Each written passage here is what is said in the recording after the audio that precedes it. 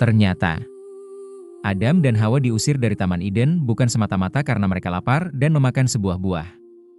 Selama ini kita mungkin terjebak dalam narasi sederhana, bahwa ini hanyalah tentang aturan makanan. Selama ini kita salah sangka.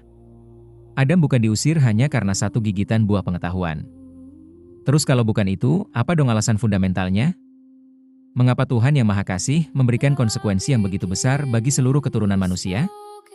Jawabannya mengejutkan. Ini bukan soal rasa buah yang manis, tapi soal suara siapa yang akhirnya mereka dengar dan otoritas siapa yang mereka tantang. Mari kita bedah rahasia di balik kejadian paling tragis dalam sejarah manusia ini. Skene 1, Kosmos sebelum waktu. Shalom teman-teman. Sebelum ada peradaban, sebelum ada piramida, bahkan sebelum ada kata dosa, dunia adalah sebuah kanvas yang sempurna. Hari ini kita akan menelusuri sejarah manusia pertama dari kacamata iman Kristen.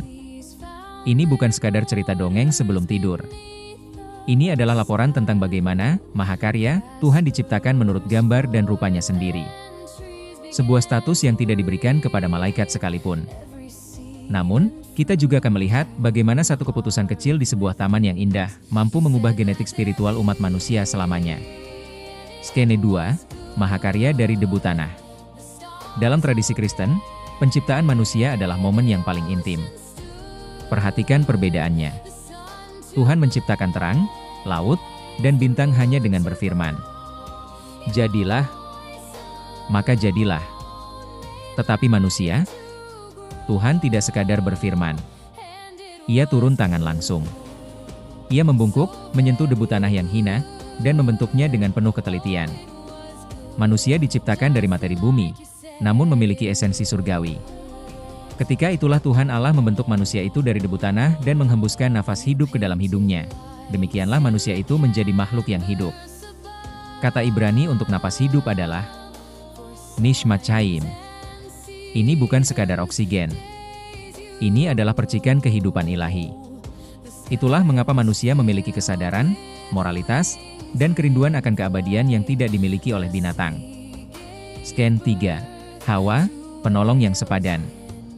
Tuhan menempatkan Adam di Eden, sebuah taman yang berarti kesenangan. Tapi ada satu hal yang unik. Di dunia yang sempurna itu, Tuhan mengatakan satu kalimat yang mengejutkan. Tidak baik kalau manusia itu seorang diri saja.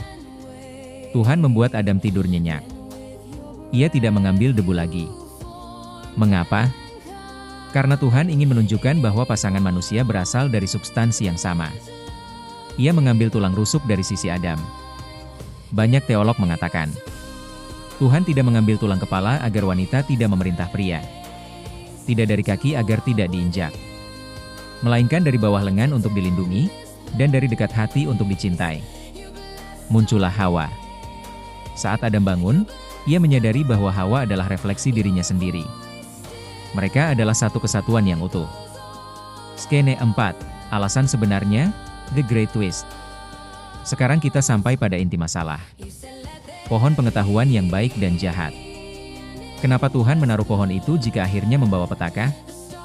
Banyak yang mengira Tuhan sedang memasang jebakan. Tapi sebenarnya, pohon itu adalah simbol kehendak bebas. Tanpa pilihan untuk tidak taat, maka ketaatan manusia tidak ada harganya. Tuhan ingin cinta yang dipilih, bukan cinta robot. Lalu datanglah si penggoda. Perhatikan kalimatnya. Dia tidak bilang, makanlah, ini enak.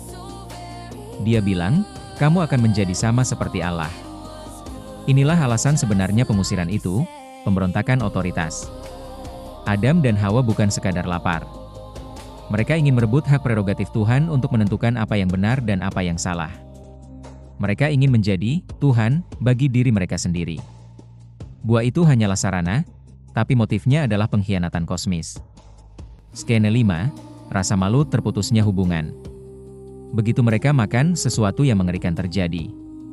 Bukan kekuatan super yang mereka dapatkan, melainkan rasa malu. Mata mereka terbuka untuk melihat ketelanjangan dan kerentanan mereka. Keintiman dengan Tuhan rusak seketika. Saat Tuhan berjalan di taman di waktu sejuk, manusia yang biasanya berlari menyambutnya, kini justru bersembunyi di balik semak-semak. Dosa menciptakan jarak. Dosa menciptakan ketakutan. Inilah kematian spiritual, terputusnya hubungan antara ciptaan dan Sang Pencipta. Skene 6, kasih di balik hukuman. Adam dan Hawa harus keluar dari Eden. Mengapa? Bukan karena dendam, tapi karena kasih. Jika mereka makan dari pohon kehidupan dalam kondisi berdosa, mereka akan hidup selamanya dalam penderitaan. Pengusiran adalah bentuk perlindungan. Dan perhatikan detail luar biasa ini. Tuhan melihat daun ara yang mereka buat sendiri adalah sia-sia. Maka, Tuhan melakukan sesuatu yang drastis. Ia melakukan penyembelihan binatang pertama di dunia. Ada darah yang tumpah untuk menutupi kesalahan manusia. Tuhan membuatkan mereka pakaian kulit. Ini adalah Injil pertama. Sebuah pesan bahwa manusia tidak bisa menyelamatkan dirinya sendiri dengan usahanya. Harus ada pengorbanan nyawa untuk menutupi dosa mereka. Ini adalah bayangan dari apa yang akan terjadi ribuan tahun kemudian di Bukit Golgota. Skene 7, closing, harapan yang tersisa. Kisah Adam dan Hawa adalah kisah kita semua. Kita adalah debu yang berharga, namun kita adalah mahakarya yang retak. Namun, naskah iman Kristen tidak berhenti pada pengusiran. Pengusiran di Taman Eden hanyalah bab pembuka dari rencana besar Tuhan untuk menjemput kembali anak-anaknya. Sejarah manusia adalah sejarah tentang Tuhan yang mencari manusia yang sedang bersembunyi.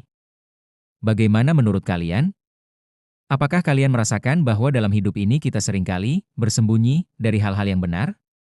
Tulis pendapat kalian di kolom komentar.